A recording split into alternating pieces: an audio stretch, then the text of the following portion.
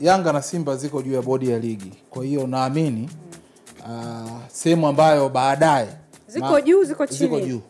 Ziko juu. Nielewe vizuri. Nielewe vizuri, nimesema ziko juu. Naelewa maana ya juu na chini. Edo. Ziko juu. Kwa hiyo baadaye naamini haki zao zitakuwa zinapatikana kasi, FIFA, kafu, Yanga na Simba. Haki zao. Kwa sababu ukimsikiliza Mzee Mguto anaongelea zaidi busara na hekima kuliko kanuni.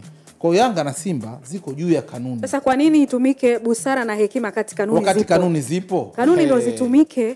Kwa hiyo kasi kule ndiko kutakuwa kuna majadiliano kuhusu ambako hakutakuwa na hekima na busara. Kafu wapi ndio kutakuwa kunatumika sana kanuni na sheria kuamua masuala ya Simba na Yanga.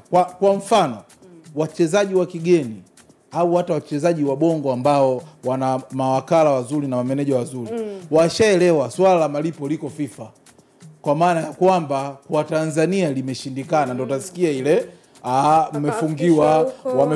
wamefungiwa kwa sababu wanajua kwamba wanaweza wakaenda bodi ya ligi au TFF na bado wakazungushwa. Kwa ile ndio imekuwa shortcut ya wao kupata haki zao. Na kwa sababu hao watu wako juu. Simba na Yanga ni madude makubwa mno ambayo yenyewe sasa hivi ataanza kuamini kwamba ili kanuni na sheria za mpira wetu zifuatwe, inabidi tuende kwa wazungu Uswizi.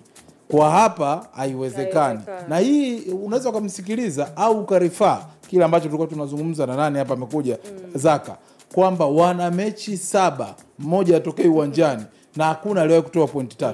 Na hili ambalo nilikuwa narudia ni lile ambalo nilikuwa nakwambia, Yanga inaweza ikapangwa mechi na Simba, hii ya raundi ya pili ikapangwa tena. Yanga wasiende uwanjani na Simba asipewe pointi 3. Kwa sababu ni madude ambayo yameshindikana.